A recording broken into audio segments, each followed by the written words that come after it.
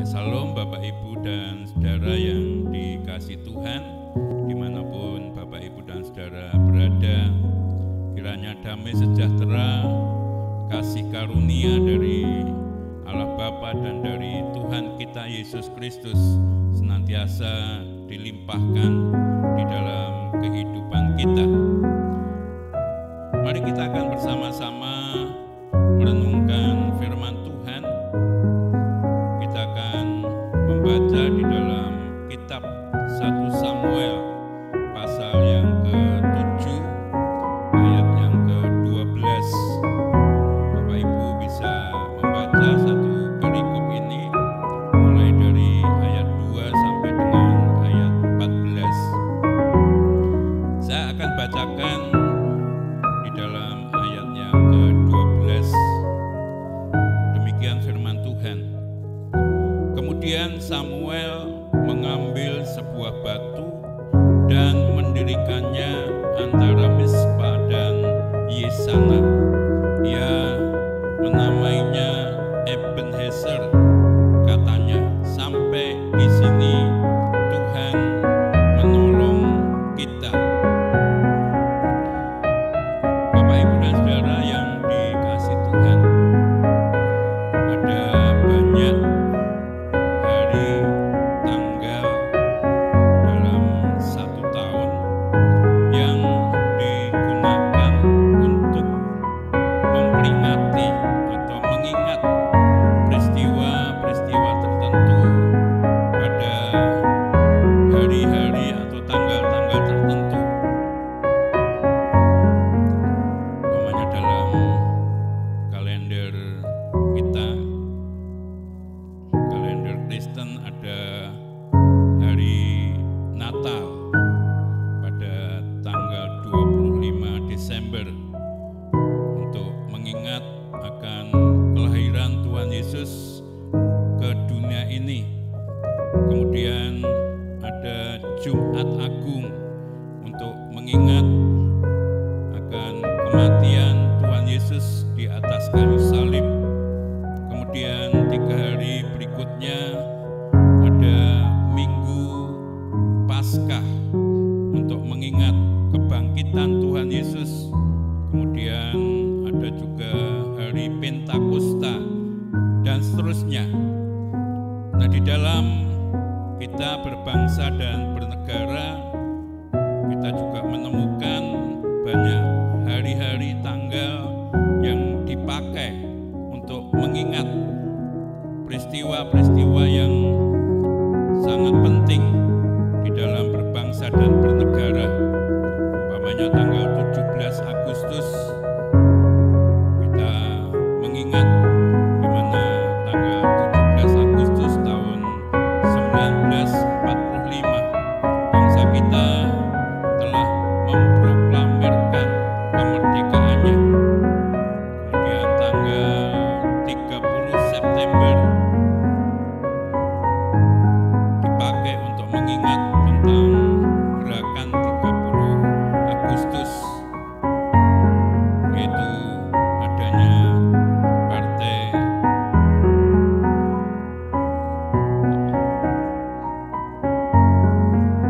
30 September, ya, G30S, ya, adanya PKI waktu itu. Kemudian 1 Oktober kesaktian Pancasila, ya, kemudian 1 Januari adalah tahun baru, ya.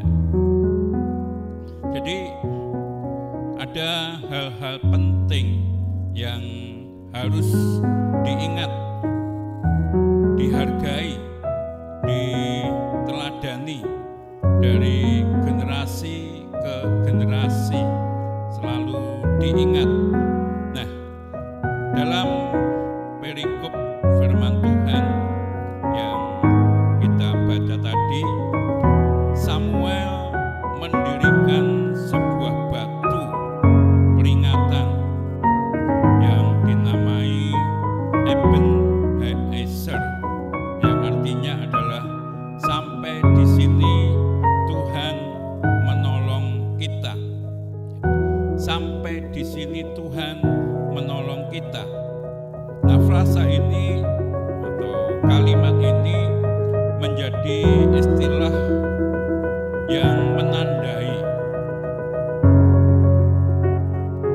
titik perhentian untuk merayakan, untuk mengenang, dan untuk mengingat.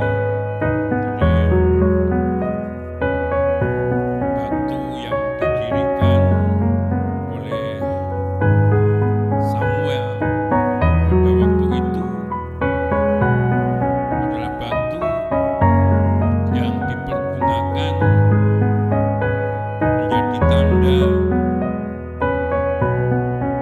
untuk merayakan akan kemenangan bangsa Israel pada waktu itu, untuk mengenang, untuk mengingat.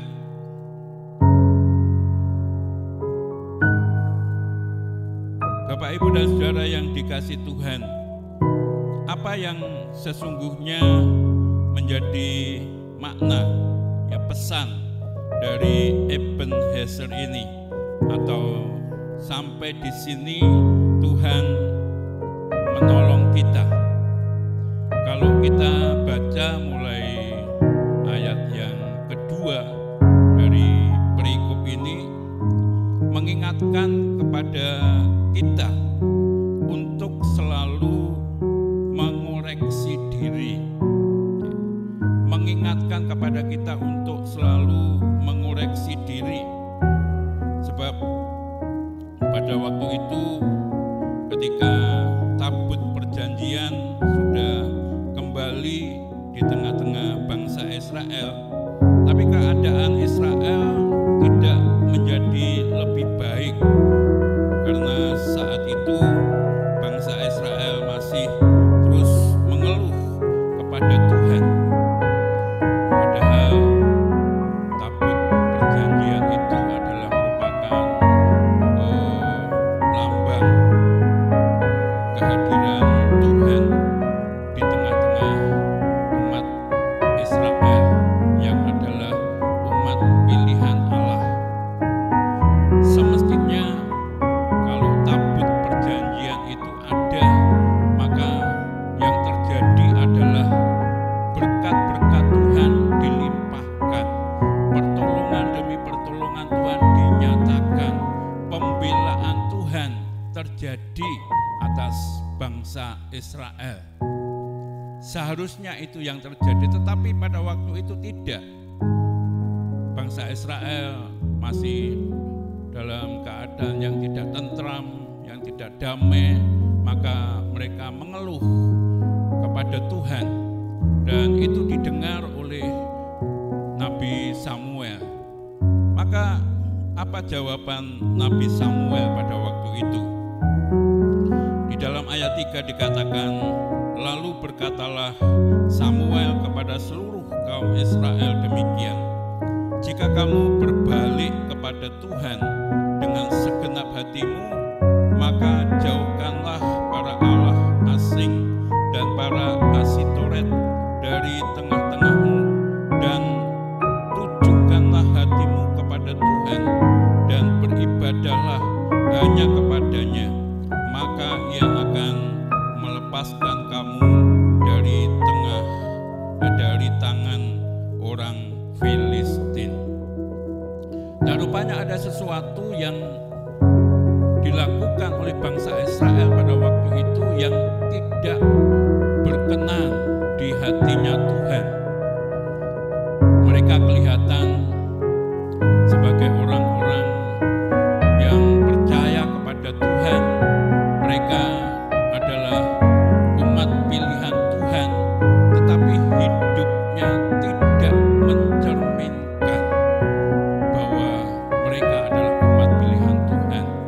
Karena melalui Nabi Samuel, Tuhan memperingatkan kepada bangsa Israel untuk menjauhkan diri dari para Allah asing, dari para asitoret, dari tengah-tengah kehidupan mereka, dan hanya menunjukkan hidupnya hanya kepada kepada Tuhan Allah saja.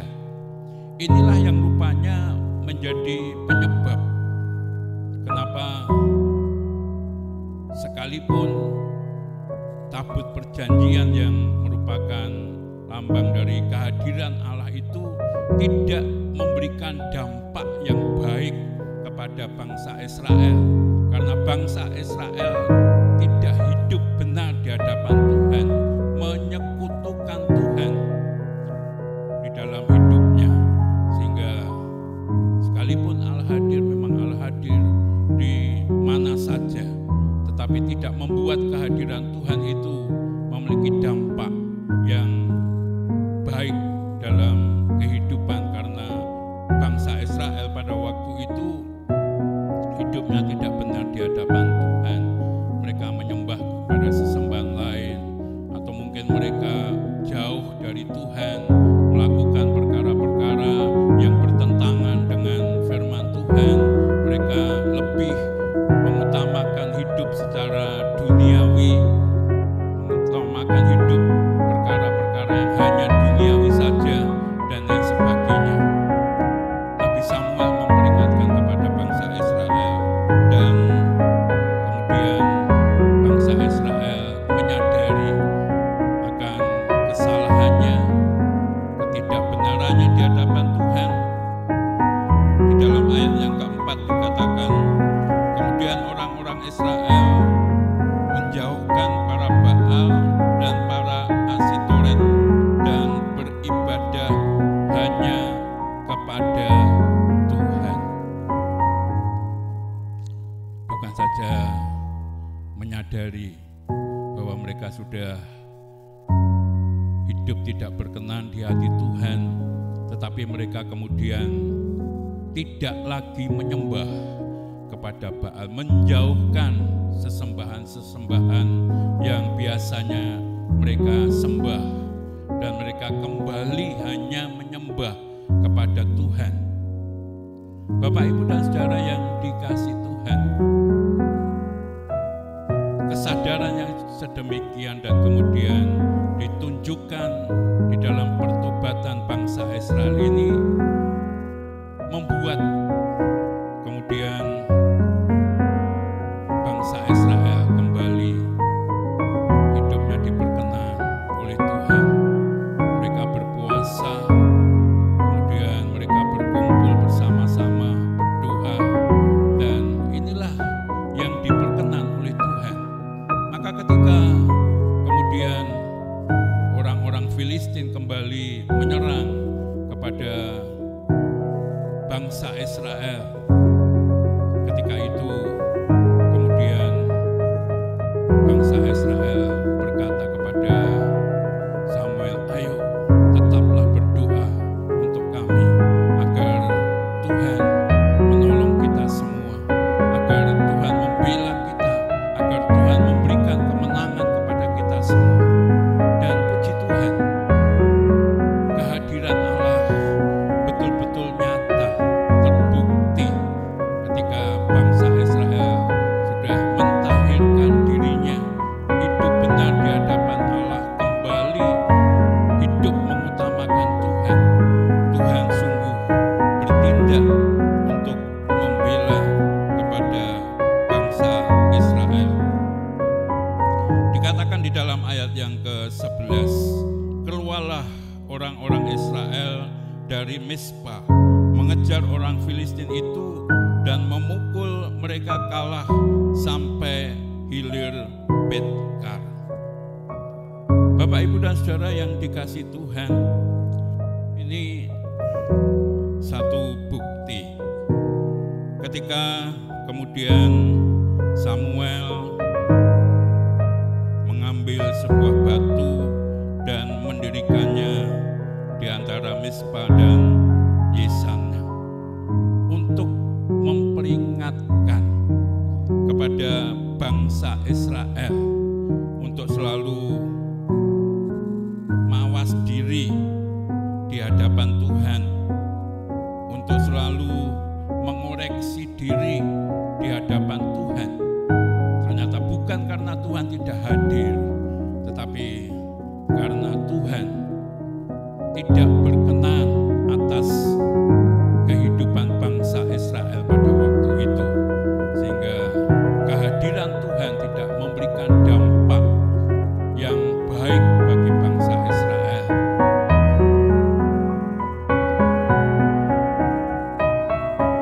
Kehadiran Tuhan tidak begitu nyata atas kehidupan bangsa Israel.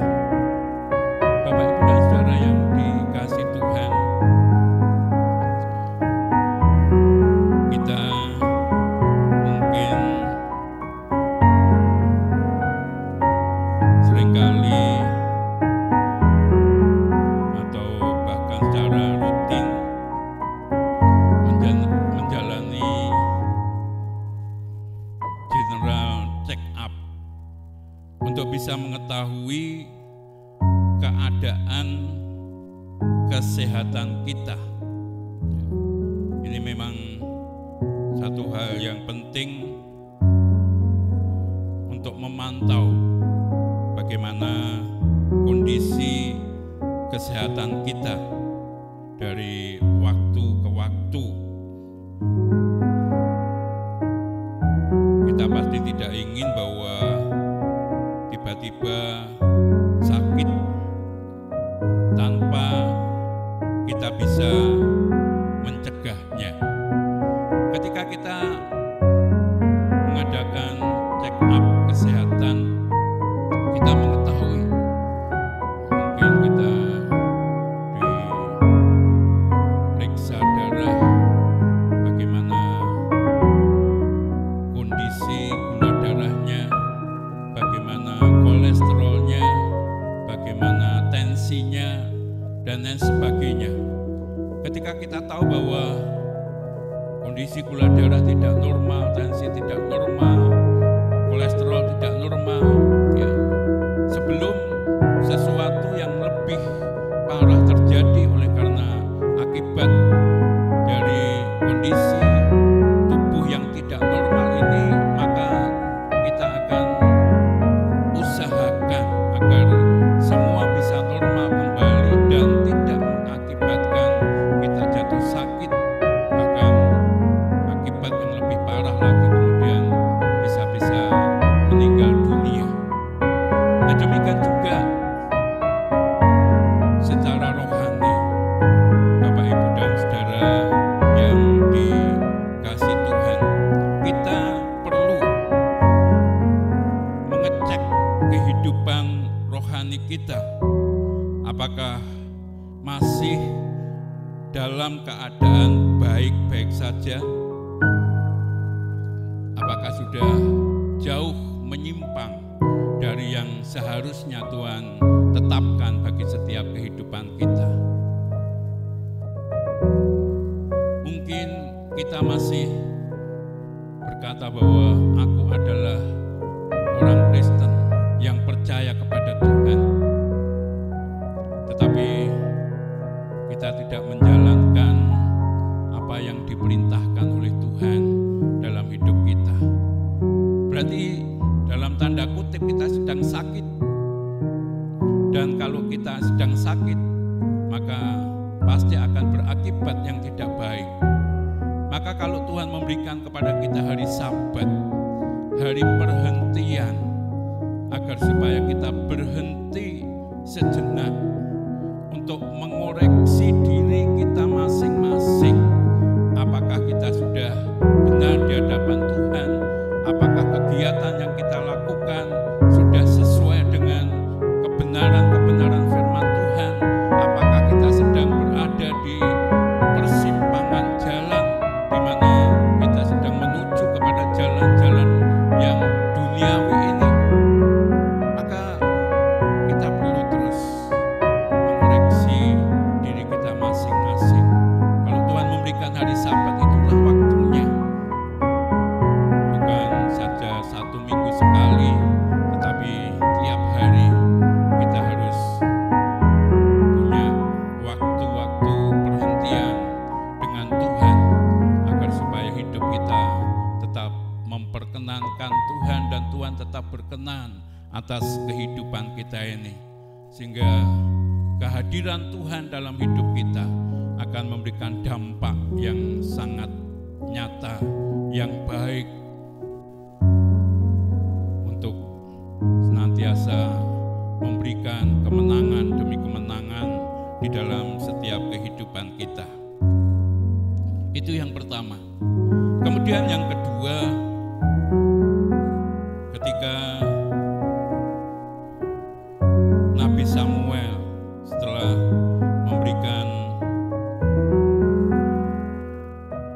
kemenangan bagi bangsa Israel pada waktu itu, kemudian mendirikan tugu atau batu untuk mengingatkan kepada kita semua, generasi-generasi berikutnya, akan perbuatan Tuhan di masa yang lampau melalui batu yang didirikan oleh Nabi Samuel pada waktu itu, agar supaya bukan saja generasi pada waktu itu yang ingat bagaimana Tuhan sudah memberikan kemenangan kepada bangsa Israel, bagaimana Tuhan sudah menolong bangsa Israel di dalam menghadapi orang-orang Filistin, tapi juga agar supaya generasi-generasi berikutnya itu juga mengerti, mengingat betapa Tuhan sangat-sangat peduli atas kehidupan umat yang sangat dikasihinya. Dan ini bukan yang pertama yang dilakukan, tapi kalau kita membaca begitu banyak tokoh-tokoh di dalam Alkitab yang juga mendirikan batu-batu peringatan untuk mengingat bagaimana pertolongan Tuhan yang dinyatakan pada waktu itu, sebagaimana yang dilakukan oleh Abraham di dalam kitab Kejadian pasal 22 ayat yang ke-14.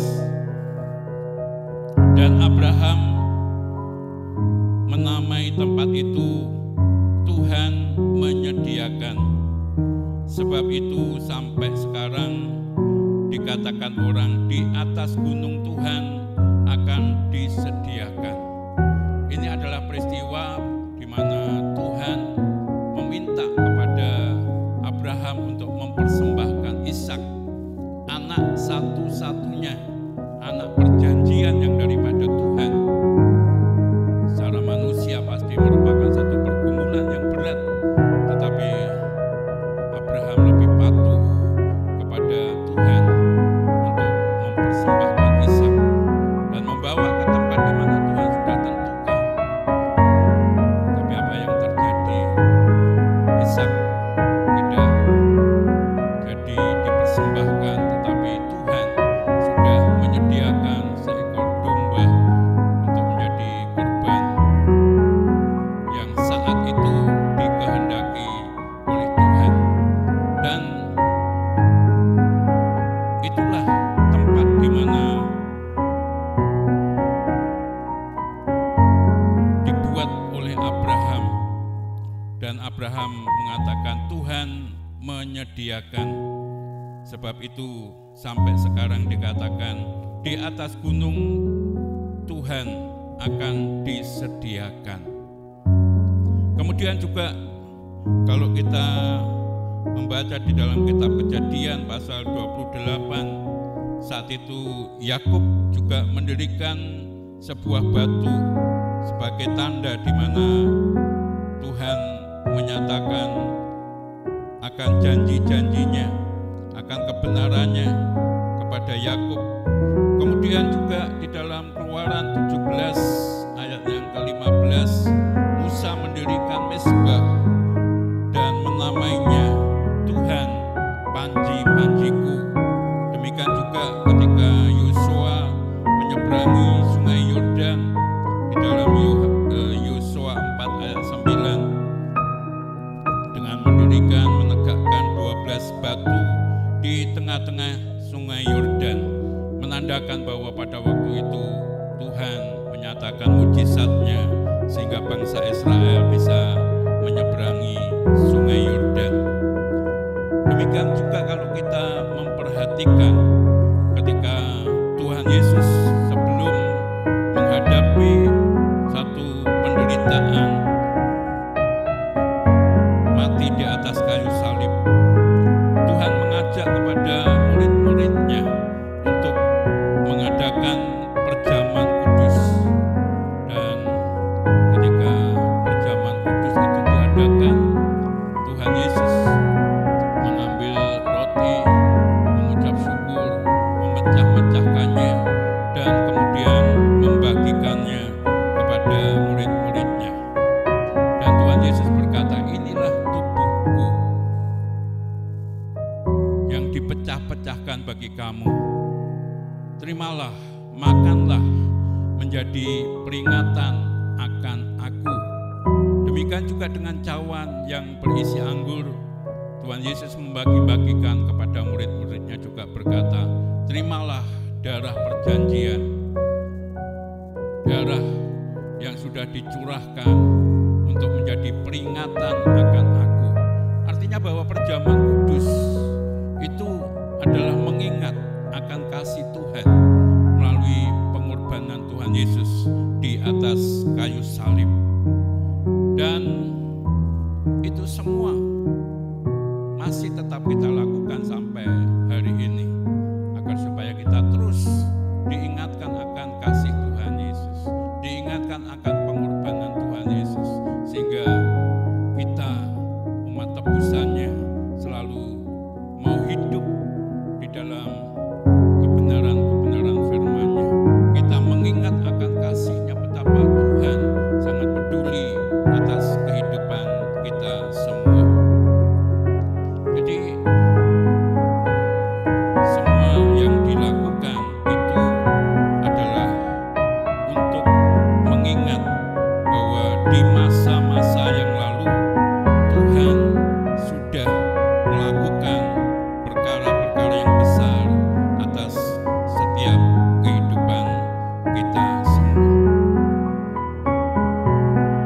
Dan dari generasi ke generasi itu akan selalu mengingatkan kepada kita bagaimana Tuhan tetap menepati janji-janjinya. Apa yang sudah Tuhan janjikan pasti akan Tuhan genapkan. Dan kalau kita melihat jadi gereja kita di depan pintu utama dibuat satu prasasti bagaimana gereja ini bisa dibangun atas dasar kebenaran firman Tuhan. Dan itulah yang menjadi landasan bagi jemaat Tuhan melalui Bapak Gembala untuk kita mulai membangun. Dan kalau itu dibuat agar supaya generasi-generasi berikutnya bisa mengingat bagaimana Tuhan berkarya dengan sangat luar biasa, kuasa mujizatnya dinyatakan, masa-masa resesi pada waktu itu, tapi pembangunan tetap bisa berjalan. Itu semua karena